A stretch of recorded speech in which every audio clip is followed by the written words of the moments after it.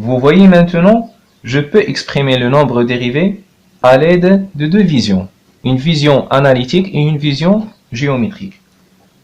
Donc c'est ça la conclusion. Le nombre dérivé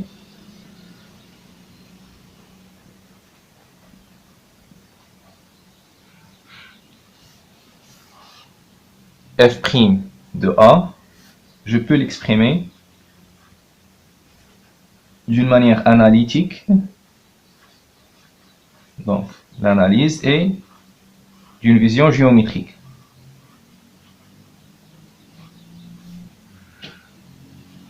La définition analytique me dit que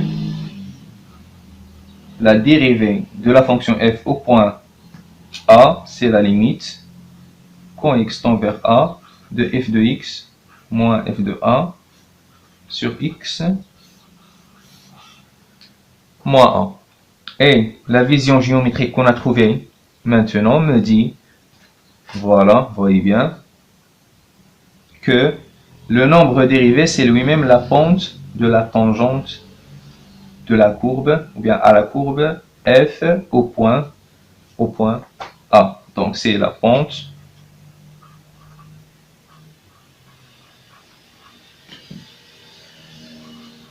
de la droite tangente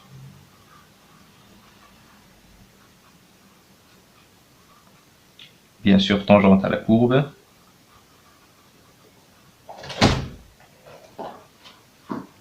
au point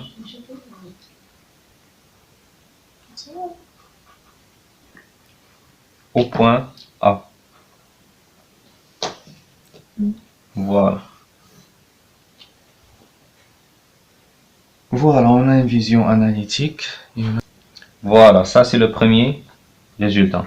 Mais voyez bien, j'ai pas terminé encore. Parce que jusqu'à maintenant, on a trouvé la pente de la droite tangente. Mais j'ai dit déjà que le but c'est de déterminer l'équation de cette tangente. Donc voilà, je trouvais la pente. Maintenant, il me reste de trouver l'équation totale.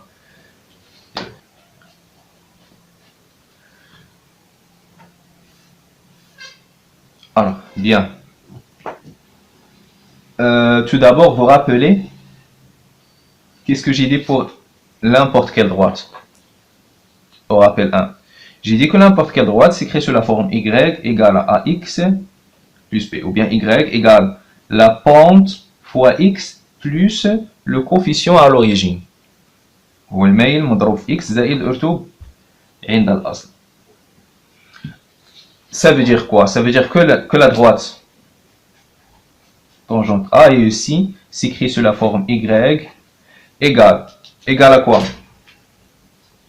La pente fois x. Et c'est quoi la pente? D'après le résultat qu'on a trouvé, la pente de la droite tangente, c'est le nombre dérivé de la fonction f au point A. Ça veut dire que c'est f' de A fois x plus b. Voilà. Alors, ce qui est inconnu jusqu'à maintenant, c'est b. Donc, je dois trouver le nombre b. Donc, on appelle ça, c'est la relation étoile. Et alors, pour trouver b, le coefficient d'origine, j'ai besoin d'un point qui appartient à la tangente. Vous voyez bien. Alors, voyez bien, on a dit que la tangente, il coupe la courbe en un seul point, c'est-à-dire le point A d'abscisse petit a. Vous voyez, ça veut dire que le point A appartient à la tangente. C'est ça ce qu'on a déjà dit. Alors, on sait que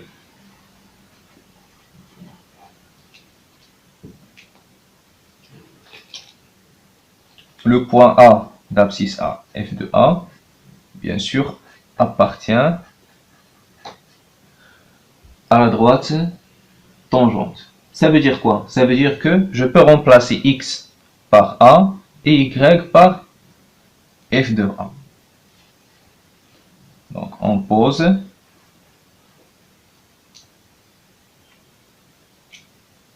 x égale à a et y égale à f de a. Alors, qu'est-ce qu'on aura d'après la relation étoile? On aura la tangente de a, c'est, donc on a dit y, c'est f de a, égale a, le nombre dérivé, ça veut dire la pente, fois x, et on a dit que x c'est a, donc ça veut dire c'est a, plus, vous voyez, plus b. Ça veut dire quoi? Ça veut dire que f de a moins f' de a fois a égale à p. Vous voyez? Ça veut dire que p égale à f de a moins f' de a. Donc j'ai trouvé que p, c'est f de a moins f' de a fois a.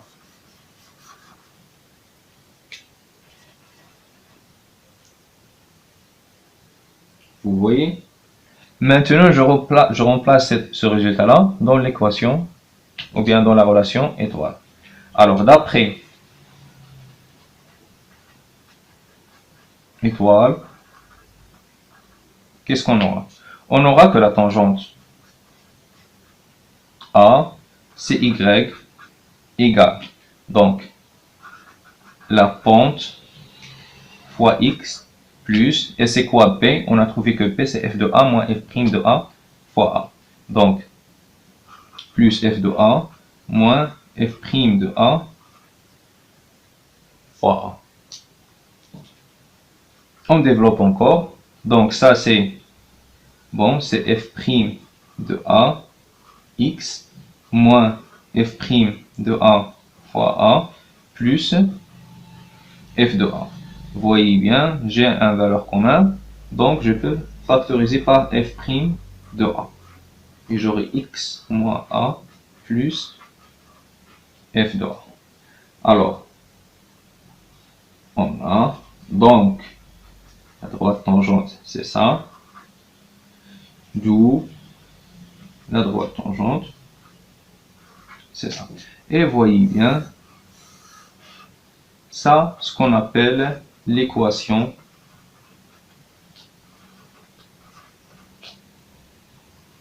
de terre. Donc, vous voyez bien, on a trouvé finalement l'équation s'écrit sous la forme f' de a, facteur de x moins a, plus f de a. Et voilà, on peut faire maintenant notre définition. On a trouvé maintenant deux résultats. Donc, soit f une fonction définie et dérivable sur un intervalle i, et un nombre a appartient à cet intervalle. Alors, on a dit que le nombre dérivé f' de a, géométriquement, c'est la pente de la droite tangente à la courbe de f au point A. Ça, c'est le premier résultat. Et le deuxième résultat, c'est que l'équation de la tangente, de cette tangente, à la courbe de f au point d'abscisse A et d'ordonnée f de a, c'est lui-même y égale à f' de a, facteur de x moins a plus f de a. C'est le résultat qu'on